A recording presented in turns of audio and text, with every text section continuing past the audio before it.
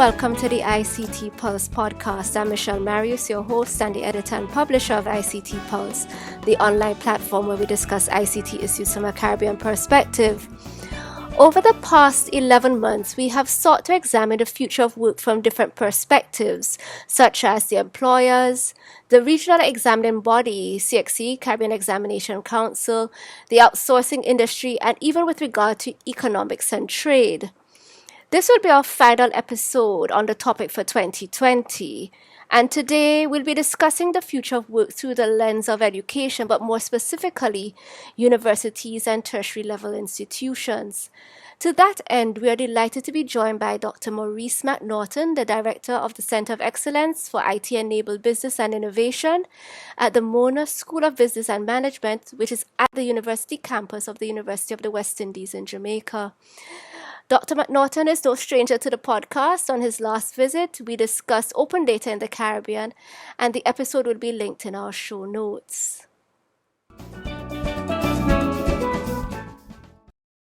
Doc, welcome to the podcast. Hi, Michelle. Great to be with you again. Thanks for having me. Wonderful. And just to start us off, and since you work at the Mona School of Business and Management, and possibly through the research that is being done, what are some of the trends you've been noting or observing in the workplace these days? Right. So, workplace trends obviously are going to vary based on sector. So whether one is looking at academia, the financial sector, retail, manufacturing. We, from the perspective of the university and the business school in particular, we have a particularly useful vantage point as we intersect quite closely with business, and so we cut across a number of these sectors.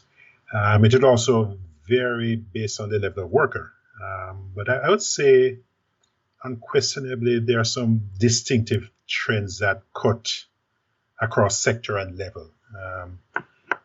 First of all, I suppose, even the term workplace has become a little bit limiting in describing where work takes place nowadays, especially since the onset of COVID. Yes. So that much of what can be characterized as work activities have moved online. So perhaps we might want to speak about the workspace versus the workplace, which is a kind of traditional notion, but certainly some of the things that I think are sort of cut across sectors are greater flexibility and fluidity in the workspace. So employees are not constrained, or employers are not so rigid in terms of the place or time that work takes place, but there's more emphasis on just getting things done.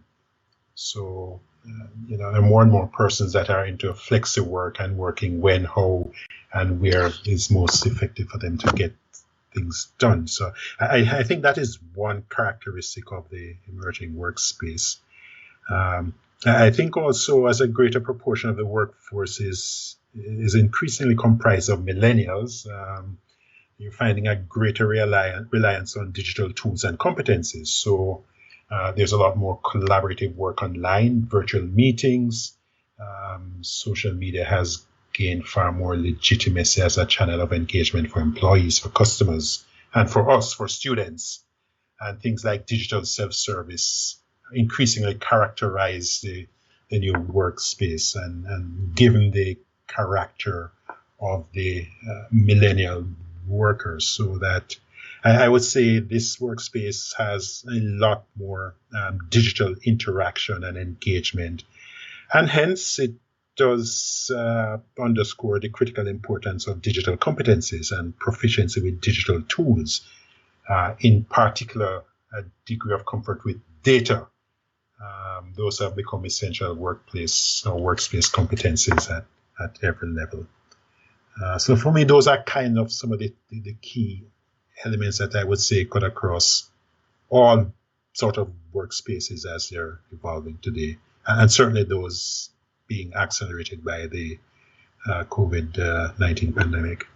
Indeed. And just jumping off of COVID-19, in what ways do you think COVID-19 has been affecting, tertiary level education and correspondingly tertiary level institutions? So, Michelle, as disastrous as COVID-19 has been for us and really for the entire world, as big an adversity as I think most of us have experienced in our lifetimes, one of the things that it has served to do is to amplify and accelerate the transition from the traditional workplace, where people physically congregate, working adjacent cubicles, shake hands, breathe the same recycled conditioned air. I mean, all of those things now become candidates for contagion, so that the traditional workplace model has changed, right? And that is no different for academia. We have had to very rapidly transition from the traditional classroom as the sort of nexus or locus of learning to online. And a lot of our teaching and learning practices have had to adapt in a very short time to this online mode of delivery. And it really is more than just remote teaching. It's really more than just, okay, I have moved the interaction from lecturer to student, from this sort of physical confined space to this digital space. The whole pedagogy of teaching and learning has had to evolve in very short order. I think in some respects, that is if you can think in terms of a good outcome of COVID. I mean, it has forced academia, and certainly ourselves at the University of the West Indies and the Business School, to accelerate a transition in teaching and learning that we should have been contemplating and preparing for the past 10 years. And I don't know. I mean, if we ever get back to a post-COVID-19 world, hopefully sooner than later, I really don't think that the pendulum is going to swing all the way back. I think that we've already seen and learned too much from this forced transition. I think we've certainly learned to appreciate what's good about the way things used to be and the value of physical and social interaction. But I'm finding from many of my students a greater appreciation for the flexibility and the convenience that this online mode of interaction offers. And so I think that we've been exposed to sort of expanded spheres of opportunity that the digital interaction creates. And I don't think that we'll ever go all the way back. I mean, I can give you one particular case in point, if you allow me. One of the activities that we have here at the business school once a month is what we call a brown bag sort of research forum, where persons who are working on different types of research, it could be our PhD students, it could be an academic who is in the early stages of a paper or a particular research idea. So we call it a brown bag. So you come and you present and to your colleagues, and people critique and comment on the paper. And it's a useful forum. And typically in the old world, when we were doing these in physical spaces, those forums would typically have anywhere from maybe 8 to 15 persons participating. The two that we've had since the beginning of this semester, we've had over 50 researchers participating in those sessions, and not just researchers at MSBM, but from colleagues that we collaborate with in the UK, in Canada, and it has created a much richer kind of interaction than we've had previously. And this is just something that has happened as a matter of course, because we've been forced to take this particular activity online. So I think it has changed many things for us, as it has for many other sectors, Michelle. And I think that I don't see us going all the way back to where things were, but perhaps some sort of blended medium in between. Indeed. Indeed. And I think that is just so important, that I think there's a recognition that the pendulum will not, go all the way back to what it had been before. And I therefore want to know, I guess, what might be your thoughts with regard to how tertiary institutions, such as the University of the West Indies, and in adjusting to the changing, as you say, workspace, how can they better prepare students for the future of work? What do you think might be concepts, modalities, practices that tertiary level institutions may need to accommodate to help students better prepared for the future of work. Yeah, yeah. Well, as I've said, we ourselves are a workplace, and we have had to, like every other business, like every other sector, accelerate our own transformation of the business of education and our educational systems, so that our own teaching and learning delivery models or modes of engagements with all of our constituents, students or researchers, the business community, the staff. So we've had to be learning this at the same sort of force accelerated pace as everyone else. In terms of preparing our students, I think first and foremost, we have to ensure that our own transition demonstrates the positive attributes and the expanded opportunities that online and virtual engagement creates, so that our students don't see online as a poor cousin of sort of traditional face-to-face, but see it as an expanded and a kind of potential for a richer experience. So it's very incumbent on us, both in terms of our own sort of viability, because once you go online, then obviously we're competing with many more institutes of higher education, and students have many more opportunities. So we have to, in the first instance, create a kind of online experience for students that they go away with seeing the merits and the value of this mode of interaction. But we also need to incorporate sort of new strategies of digital transformation and digital leadership as transversal components in the way we teach. And again, we've been doing this pre-COVID. So these are topics that have become a key part of, especially our business strategy sort of courses.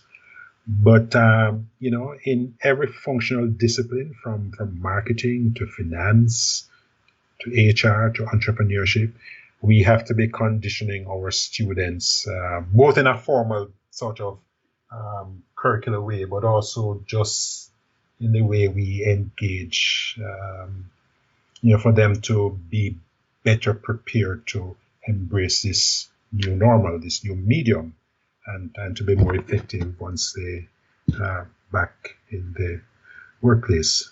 I mean, I give you another case in point, or we have an annual, the Vincent Hosang UA Venture Competition, which is a kind of entrepreneurial startup competition that we encourage students to bring their ideas, and we put them through a number of boot camps looking at things from business model canvas to marketing to how you prepare funding proposals for your venture. And it's a quite popular competition, and students who come out of that get a lot of experience from the process itself, and the winning teams go on to the national business model competition and international competitions. And there are a number of teams that have gone on to be successful startups. So I'll tell you what, Michelle, the one we're having this year is now fully virtual, as is everything else. And this year we typically have anywhere between 20, 25 teams participating. This year we had an enrollment of almost 60 teams participating in this virtual venture competition, which has kind of stretched our capacity, right? Because we find mentors for each of these teams to work with them in honing and shaping and pivoting their ideas. And yet the demand has just gone up. Now, I guess at some point we'll figure out what explains this. But it goes back to the point I was making earlier that while going online and going digital has been a response to an adverse event such as COVID, it has really just expanded the workspace, the interaction space. So it will be interesting to see if this is novelty or whether this continues in a sustainable way. That is so true. Yeah. I'm even thinking though, because one of the concerns that I have, and as you say, the pendulum may not necessarily swing all the way back, but I'm thinking about what might be some of the things that get lost. So yes, we may not have the face-to-face, even some of the sort of social interactions that sort of grease the wheels of corporation. They no longer just automatically take place anymore because we are now operating digitally and remote from each other. And I want to have a sense from you as to what might be your thoughts about the skills and qualities that might be lost in us becoming more digital. You mean the ones that might be lost? Yes, or maybe even not so much lost, not as fully developed. Yeah. It's interesting. It's an interesting question.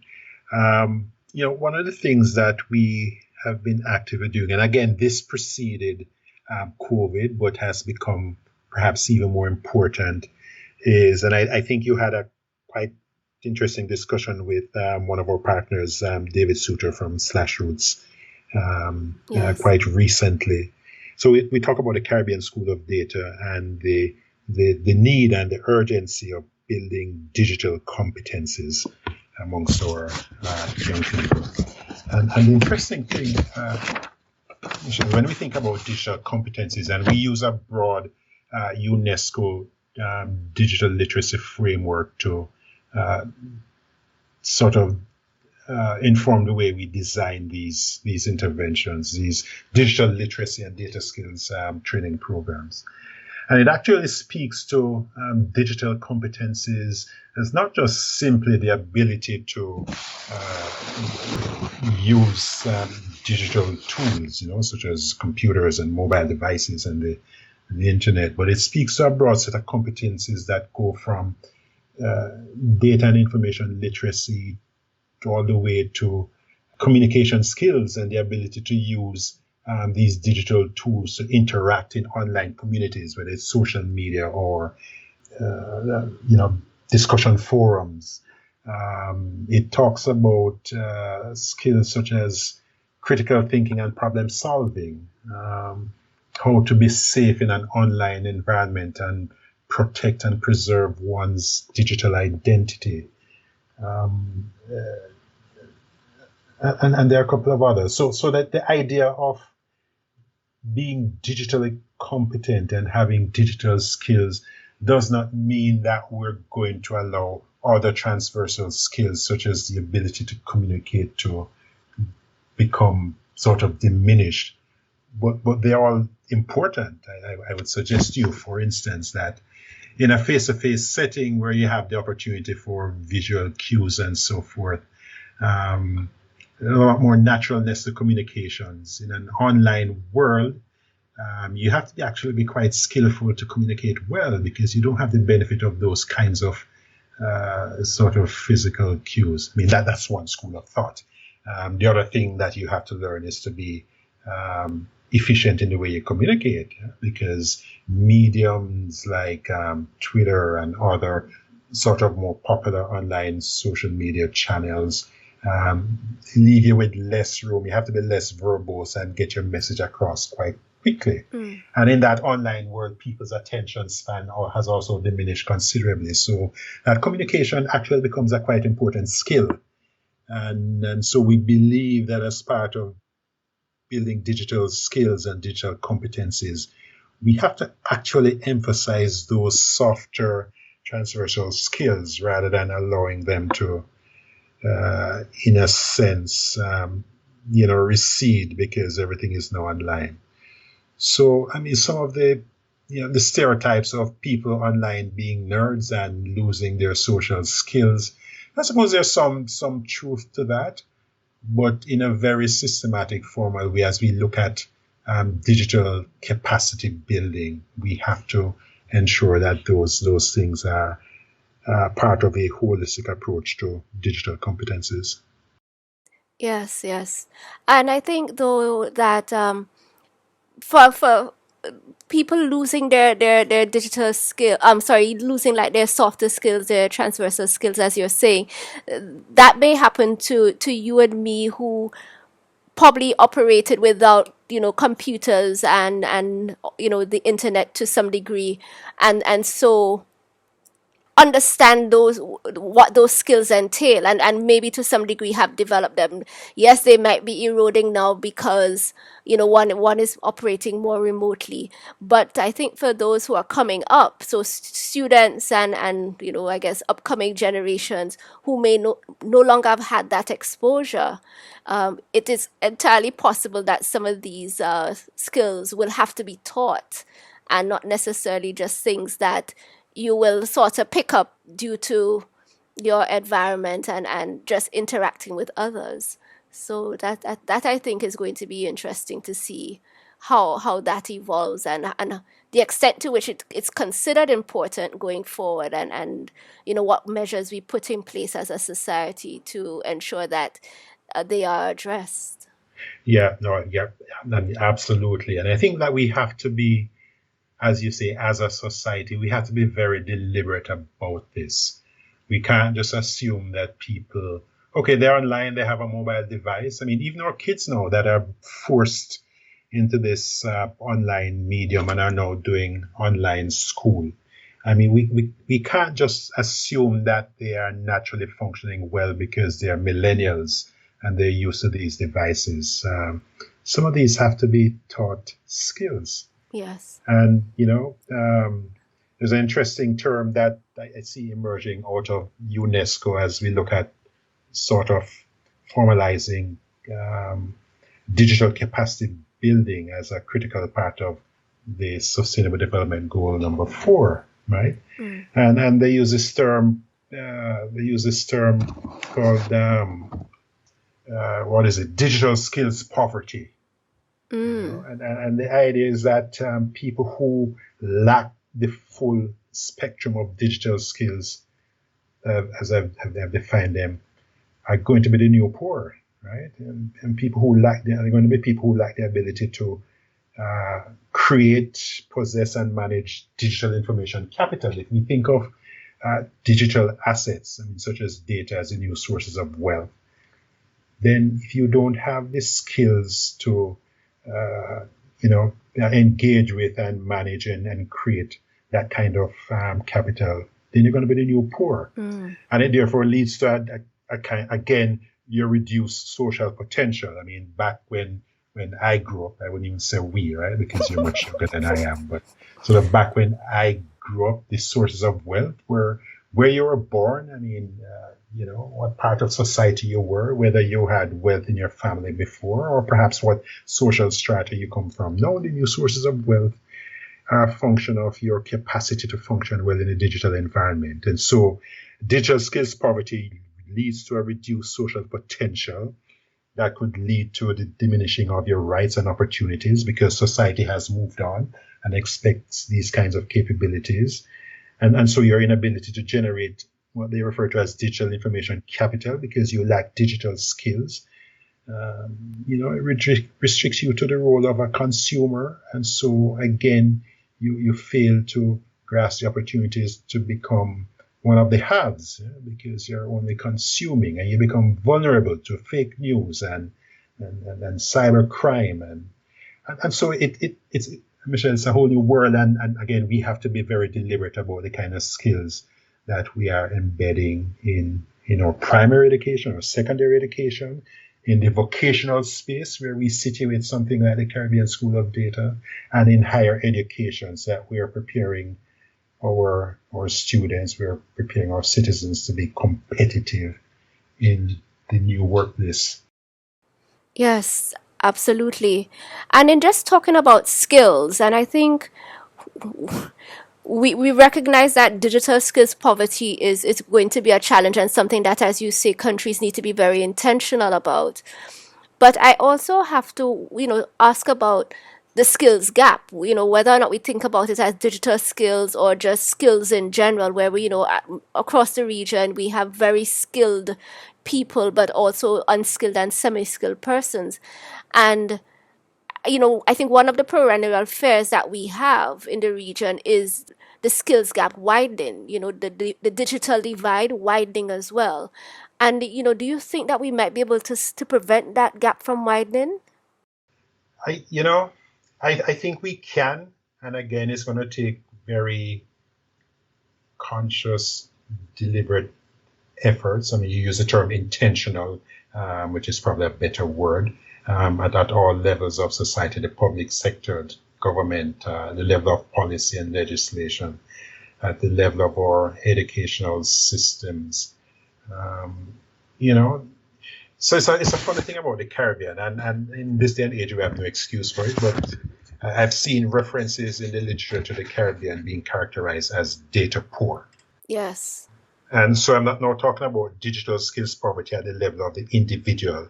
I'm talking about data poor at the level of society. So, while we could say that many of our economies, as small island developing states, we lack the kind of natural resources that give us an opportunity to accelerate our trajectory to becoming developed economies, we should have no excuse for being seen as data poor. Because what data poor means, what do we mean by that? Mm-hmm. It means that we have limited access to high quality, locally relevant, openly accessible data. So, I could jump on my open data platform and start trumpeting that our governments are not serious. Mm-hmm. One of the resources that governments have in abundance is data. Because we have poorly developed policies and cultural and institutional habits that limit our willingness to share data in the public domain and make it a public good. That is one of the things that contributes to data poverty. So that across the public and even in the private sector, we still have a tendency to make decisions that are not evidence based, and we make both policy and in the enterprise decisions that are not informed by data, because we don't value data as an economic asset, and we don't build the kind of skills. When you're talking about the high level data science skills, or just the work on the front line, who needs to be sort of aware and informed about the importance of data as a business asset and managing it accordingly. So there are a whole variety of things that contribute to us being, as societies, data poor. And for me, this requires intervention at every level. We have to look at the proper awareness in the public and the private sectors. We have to look to build the specialized data and AI skills in our programs here at the university, so that we can turn out the data scientists that can start to create the kind of information products in, again, our businesses and in the public sector. And we have to look at widespread digital and data literacy at the level of society. It is just critical to our long-term economic sustainability, because as the world gets more digital, this kind of capability at an individual and a collective level becomes far more critical. And the good thing about this, Michelle, is that I believe it's easier to catch up with these skills and address these skill gaps than some of the more traditional skills gaps. I mean, I genuinely believe that. I mean, it has to be progressive, but I believe with the right kinds of policies and programs and interventions, we can do some of this kind of bridging some of these skills gaps and do it to scale. And that's certainly one of the things that we're trying to do here at MSBM as part of our participation in the Caribbean School of Data and other kinds of interventions. Understood. And I guess as we begin to just wind down this discussion, I want to just sort of move a little bit now to talk about work-life balance and I think trends that we're seeing, well, certainly in developed countries where working hours are decreasing.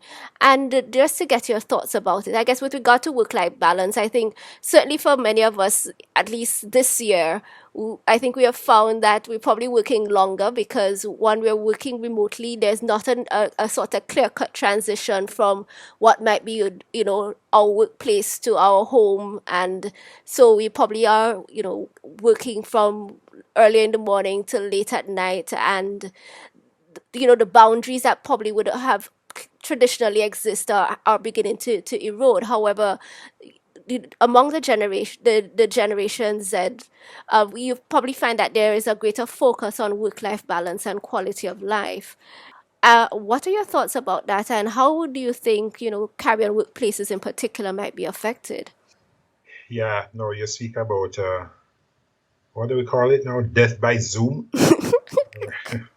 So we're on Zoom and I know people just don't even seem to observe or respect one's time, right? They assume that Yes. you're just available because you're virtual. So I now find myself being scheduled for meetings from 8 o'clock, and I have meetings scheduled for 6 o'clock, and you have board meetings that are online and they run for 4 hours because, and so I think, well, I think that it's a kind of reaction to the rapidity of the transition we've had to make to this online mode. I think it will, like any other oscillatory process, it will settle back to a reasonable medium. I think one of the things that compounds it is that because of COVID and the restrictions on movement and social interaction, you have nothing else to do, right? So you might as well just work. I think that we'll eventually settle back to a sane kind of medium in terms of the amount of time we spend on work in the digital setting. I mean, so we've spoken about it bringing sort of greater flexibility and fluidity, so that you're not confined to 8 to 5. And I think that's useful because it makes for greater agility of the workplace. It makes for greater agility of decision making and collaboration. But I think once we get past COVID and we get back to having the option of physical social interactions, I think that we'll get back to some kind of balance. But as you speak about the Generation Zers and deliberate effort towards work-life balance, I mean, like I don't even know where to characterize my own self, right? I mean, I think of myself as a millennial who was born before their time, so that I don't even think of the notion of retirement in a few years as an eventuality. What I think more about is just being focused on being healthy so that you can continue to contribute for as long as you want. And especially now because the flexibility of the digital workspace means that you're not confined to going to a particular place to do that. So all I can say is that digital just gives us far more options. And I think each of us individually has to make our life choice, in a way that allows us to continue to have the kind of balance that you speak about. Right. But I think too, probably for persons, I can't even say exactly for millennials, but certainly the Generation Zers, I think their sort of mindset is different from previous generations, whereby unlike previous generations where you sort of I'm just trying to make sure I get the saying right. Instead of living to work, they are working to live. So I think that somehow there's a paradigm shift that is happening there, whereas I think for earlier generations, that there was a sense that there's a great sense of your personal identity being caught up in your profession and your accomplishments and what you do and those sorts of things.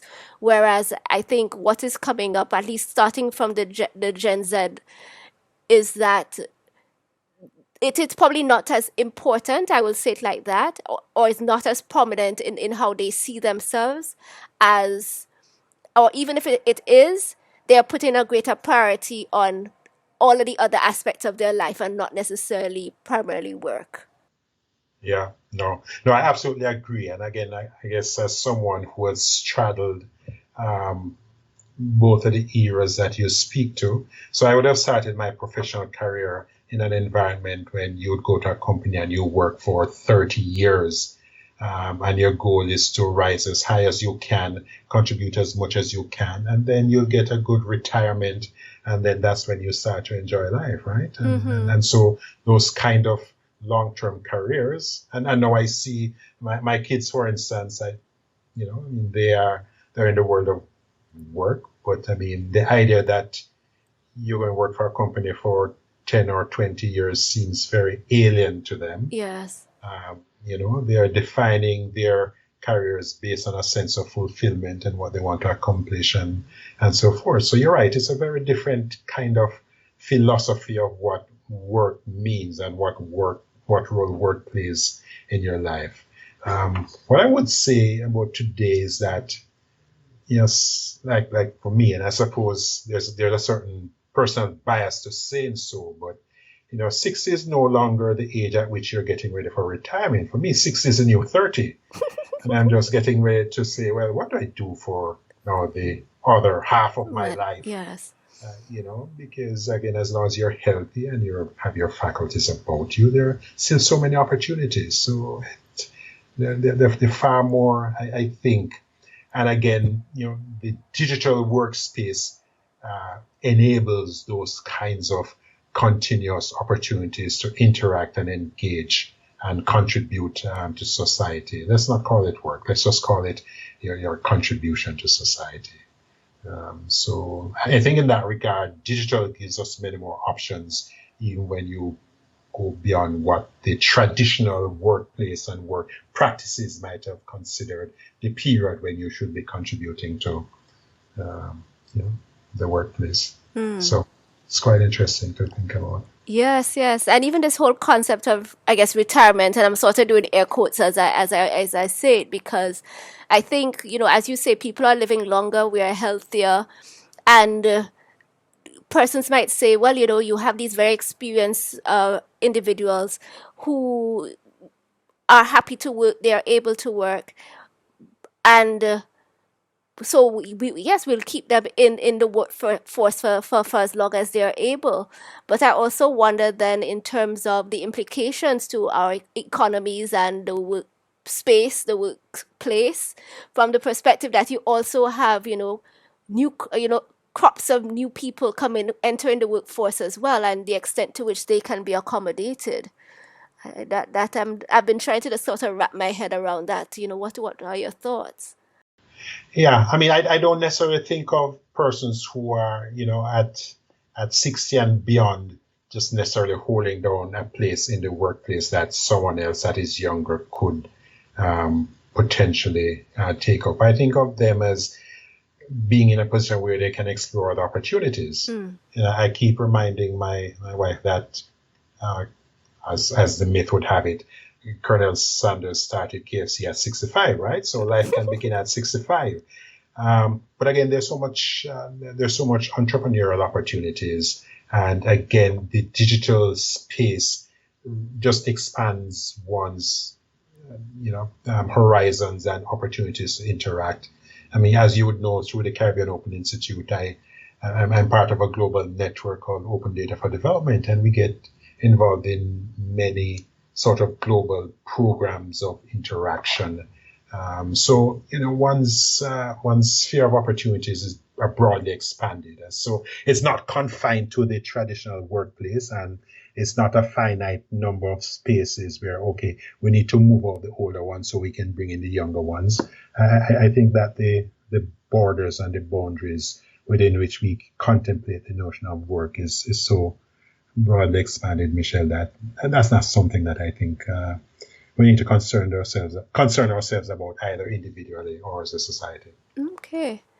Interesting. And as you were talking, though, I wrote down entrepreneurship and innovation, and I'm there thinking, I mean, some of the challenges that we have in our entrepreneurial space, limited access to funds. That's even the general inexperience of the younger entrepreneurs. And probably, if one is looking at your I say what, silver foxes, to probably begin to embrace those things in that chapter of their lives. I'm thinking though that, that probably is just an excellent time because they would have sufficient experience and would have, I guess, a certain amount of credibility that could probably help them in whatever ventures that they might choose to embark upon. But at the same time, I'm wondering whether or not, the mindset is going to be sufficiently agile and flexible to be able to think along those lines, and whether or not we have become so sufficiently risk averse that even when we may be very knowledgeable and have considerable domain expertise, we may not necessarily be able to make that transition at that time. Well, if you ask me to speak on my own behalf, I would say absolutely. That point, there's nothing that should prevent us from exploring entrepreneurial opportunities, unless it is a deliberate choice that, I want to go relax and travel and see the world. Mm-hmm. But the other thing, as you mentioned, entrepreneurship, Michelle, that I think becomes perhaps even a greater contribution at this stage for these, what's the term you use? Silver foxes, yes. Is mentorship. Mm. Right? Just working with young people, young entrepreneurs, people starting businesses, and just giving them the benefit of one's experience and one's perspective and just a wiser head. I mean, I think that's just such a powerful opportunity, right? Yes. And I think, as you know very well, we're trying to build out this virtual mentorship component of the Caribbean School of Data. But I think that goes beyond the Caribbean School of Data. There's so many people, both locally and our broader diaspora, that are looking for channels through which to give back, to make a difference to our societies. And what better way to do it than helping our young people to expand their sphere of opportunities, especially as it relates to entrepreneurship. So I think, that has to be one of the avenues that we find a way to maximize the opportunity and the potential contribution that these quote unquote silver foxes can make to society at large. Indeed. And I think just my final question, and just looking into the future, and I guess granted that we certainly have COVID on our radar still and probably for some time, but notwithstanding, what do you think should be the priorities in developing states such as the Caribbean region as it relates to the future of work? How what might be some things you think that we really should be thinking about going forward? So, again, if we accept that, I think a lot of times I hear people talking about the fourth industrial revolution and it's coming. And I actually don't like the term, A, because it's faddish, and B, it leaves you with a notion and a kind of perception that this is something that's 10 years down the road. Mm-hmm. I prefer to think of the digital economy, which is here today, as the world we live in. And so I think that just the most important thing that we have to do is to build capacity to allow our citizens or young people to be competitive in a digital world, right? Because the truth is, while it expands your horizons and your opportunities, it also, puts you in a position where you have to compete with the world. Yes.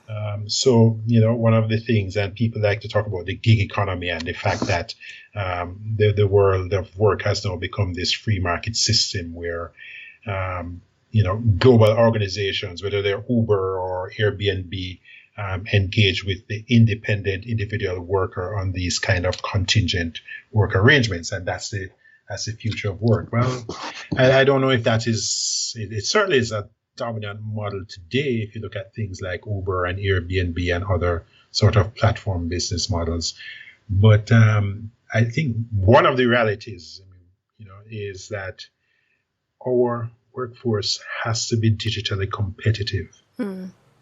And so I think that one of the most critical things that we can do as a society, whether from a legislative standpoint, whether in terms of our educational systems, whether in terms of the policy frameworks that we put in place, We just have to continue to build capacity for the digital workplace. That has to take place at every level, at primary, at secondary education, in the vocational space, at higher education, where we now look at the specialized skills, such as data mining and some of the other higher order skills and roles such as data scientists, in the public sector, where we just have to build a kind of awareness that data is an asset and remove some of those cultural barriers that cause our institutions to be inefficient. We just have to look at this across the board, and we have to have a vision for it. And I mean, when we preoccupy ourselves with things like NIDS and data protection, these are pieces of a bigger picture, and I think they're important. But, we can't just be preoccupied with these single artifacts. We have to have a larger vision of, this sort of this or role in this digital universe, and to make ourselves and our citizens and our economies competitive. So for me, and maybe it's because I'm an academic and I'm in an institution of higher education, but for me, the most critical thing is to emphasize capacity building to be proficient in the digital emerging future. Thank you so much, Dr. McNaughton, for joining me today, and just for helping us to just explore the future of work. This is, as I said, the last episode, at least for 2020, on the topic, and I think that you've given us so much food for thought, and especially I think recognizing just the importance of digital skills, being data poor, data poverty, and I think that we as Caribbean countries need to be very intentional in how we actually position ourselves and our people to embrace the future. So thank you so much for joining us. Okay, no, my pleasure, Michelle. Always a pleasure to engage with you on your thought-provoking themes. So thanks for inviting me again. That's it for today's episode. Thank you so much for listening to the ICT Pulse podcast. You can find links to some of the things we talked about on our website, ict-pulse.com. If you like this episode, please show your support by leaving us a review on iTunes, as it will help others find the show. You can email us at info@ict-pulse.com or drop us a note on our Facebook page, facebook.com/ICTPulse, or via Twitter @ICTPulse. We hope you'll join us again for our next episode. Take care.